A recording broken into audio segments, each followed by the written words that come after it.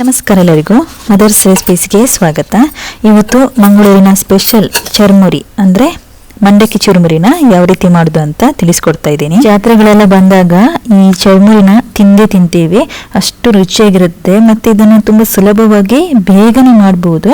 ಬನ್ನಿ ಹಾಗಾದರೆ ಇದನ್ನು ಯಾವ ರೀತಿ ಮಾಡೋದು ಅಂತ ನೋಡೋಣ.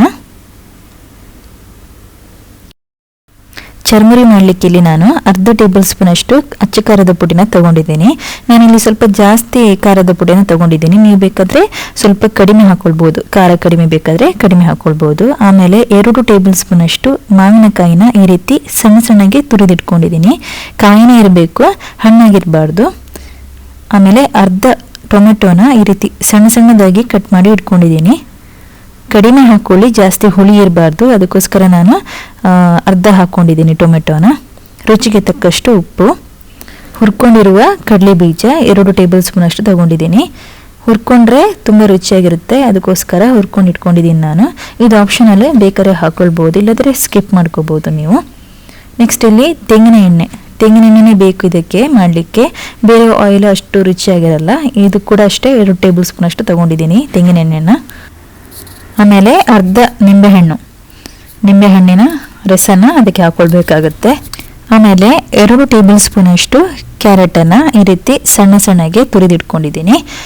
ನೆಕ್ಸ್ಟ್ ಇಲ್ಲಿ ಒಂದು ದೊಡ್ಡ ಈರುಳ್ಳಿನ ಈ ರೀತಿ ಸಣ್ಣ ಸಣ್ಣದಾಗಿ ಕಟ್ ಮಾಡಿ ಇಟ್ಕೊಂಡಿದ್ದೀನಿ. ಸ್ವಲ್ಪ ಜಾಸ್ತಿ ಈರುಳ್ಳಿ ಹಾಕಿದರೆ ತುಂಬ ಟೇಸ್ಟಾಗಿರುತ್ತೆ. ಆಮೇಲೆ 1/4 ಕಪ್ ಅಷ್ಟು ಕೊತ್ತಂಬರಿ ಸೊಪ್ಪು. ನೆಕ್ಸ್ಟ್ ಇಲ್ಲಿ 3 ಜನರಿಗೆ ಆಗುವಷ್ಟು ನಾನಿಲ್ಲಿ ಮಂಡಕ್ಕಿನ ತಗೊಂಡಿದ್ದೀನಿ, ಅಂದರೆ 3 ಕಪ್ ಆಗುವಷ್ಟು ಮಂಡಕ್ಕಿನ ತಗೊಂಡಿದ್ದೀನಿ. ಈಗ ಈ ಚರ್ಮುರಿ ಮಾಡಲಿಕ್ಕೆ ನಾನು ದೊಡ್ಡ ಒಂದು ಪಾತ್ರೆನ ತಗೊಂಡಿದ್ದೀನಿ. ನೋಡಿ, ಇಷ್ಟು ದೊಡ್ಡ ಪಾತ್ರೆನ ತಗೊಂಡಿದ್ದೀನಿ. ಯಾಕಂತ ಹೇಳಿದರೆ ಇದನ್ನು ಮಾಡುವಾಗ ಮಿಕ್ಸ್ ಮಾಡಲಿಕ್ಕೆ ತುಂಬ ಈಸಿ ಆಗುತ್ತೆ. ಇವಾಗ ಈ ಪಾತ್ರೆಗೆ ತುರಿದ ಕ್ಯಾರೆಟನ್ನು ಹಾಕ್ಕೊಳ್ಳೋಣ. ಆಮೇಲೆ ಕಟ್ ಮಾಡ್ಕೊಂಡಿರುವಂತಹ ಈರುಳ್ಳಿ, ಟೊಮೆಟೊ, ಮಾವಿನಕಾಯಿ, ಅಚ್ಚ ಖಾರದ ಪುಡಿ, ಹುರಿದ ಕಡಲೆ ಬೀಜ. ಆಮೇಲೆ ಇದನ್ನು ಸ್ವಲ್ಪ ಮಿಕ್ಸ್ ಮಾಡ್ಕೋಬೇಕು. ಒಮ್ಮೆ ಮಿಕ್ಸ್ ಮಾಡಿಕೊಂಡ್ರೆ ಸಾಕು. ನೆಕ್ಸ್ಟ್ ಇವಾಗ ಇದಕ್ಕೆ ನಿಂಬೆಹಣ್ಣಿನ ರಸನ ಹಾಕ್ಕೊಳ್ಳೋಣ. ಈ ರೀತಿ ನಿಂಬೆಹಣ್ಣನ್ನು ಹಿಂಡಿ ಹಾಕ್ಕೊಳ್ತಾ ಇದ್ದೀನಿ. ರುಚಿಗೆ ತಕ್ಕಷ್ಟು ಉಪ್ಪು, ತೆಂಗಿನ ಎಣ್ಣೆ, ನೆಕ್ಸ್ಟ್ ಕೊತ್ತಂಬರಿ ಸೊಪ್ಪು. ಇವಾಗ ಇದನ್ನೆಲ್ಲ ಹಾಕಿ ಸೌಟಲ್ಲಿ ಮಿಕ್ಸ್ ಮಾಡ್ಕೊಳ್ಳಿ ಚೆನ್ನಾಗಿ. ಮಸಾಲೆಗೆಲ್ಲ ಈ ಕೊತ್ತಂಬರಿ ಸೊಪ್ಪೆಲ್ಲ ಚೆನ್ನಾಗಿ ಮಿಕ್ಸ್ ಆಗಬೇಕು. ಮಂಡಕ್ಕಿ ಮೊದಲು ಹಾಕಿ ಮಿಕ್ಸ್ ಮಾಡ್ಕೋಬಾರ್ದು. ಈ ರೀತಿ ಮಸಾಲೆ ಎಲ್ಲ ಮಾಡಿ ಆದಮೇಲೆ ಮಂಡಕ್ಕಿನ ಮಿಕ್ಸ್ ಮಾಡ್ಕೋಬೇಕು. ಮೊದಲೇ ಹಾಕಿದರೆ ಮಂಡಕ್ಕಿನ ಸಾಫ್ಟಾಗಿ ಹೋಗುತ್ತೆ. ಅದಕ್ಕೆ ನಾನು ಈ ಮಸಾಲೆ ಎಲ್ಲ ಮಾಡಿ ಆದಮೇಲೆ ಕೊನೆಗೆ ಮಂಡಕ್ಕಿನ ಹಾಕ್ಕೊಳ್ತಾ ಇದ್ದೀನಿ. ನೋಡಿ, ಇವಾಗ ಮಸಾಲೆ ಎಲ್ಲ ಆಗಿದೆ. ಇವಾಗ ಇದಕ್ಕೆ ಮಂಡಕ್ಕಿನ ಹಾಕ್ಕೊಳ್ಳೋಣ.